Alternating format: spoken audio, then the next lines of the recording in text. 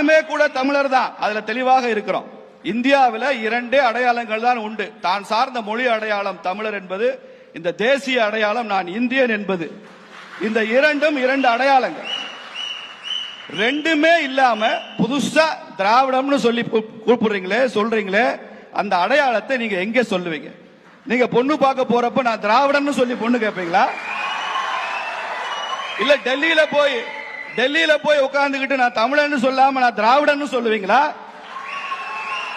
தம்பி தமிழன் பிரசன்னா புதுடெல்லிக்கு போனா அங்க தமிழ்நாடு ஹவுஸ்ல தங்குவாரா, திராவிட ஹவுஸ் எங்க இருக்குன்னு தேடுவாரா? எங்க இருக்கு திராவிட நாடு? நீங்க எவ்வளவு பெரிய அடையாள சிக்கல். தமிழ் தாய் வாழ்த்து பாடுகிறோங்க, தெக்கணமும் அதில் சிறந்த திராவிடனல் திருநாடும்னு பாடுறோம்.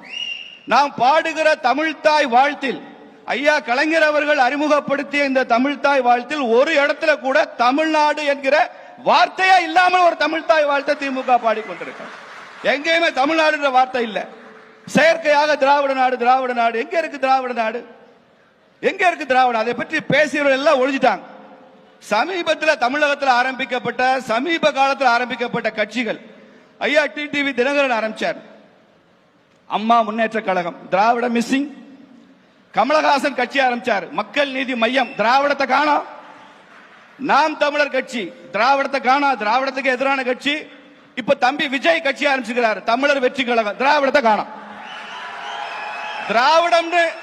திராவிடம்னு பேர் வைத்துக் கொள்றது கூட இன்னைக்கு புதிதாக ஆரம்பிக்கிற கட்சிகள் தயாராக இல்லாத போது, ஆனா விஜய் இந்த சித்தாந்தத்தை உள்வாங்கின மாதிரி தெரியுது. விஜயினுடைய சித்தாந்தத்தை, திராவிட சித்தாந்தத்தை விஜய் வாங்கி கட்சி ஆரம்பிச்சாருன்னா மக்கள் ஒரிஜினலுக்கே போயிடலாம், இமிடேஷன் வேண்டாம்னு நினைச்சிருவாங்க.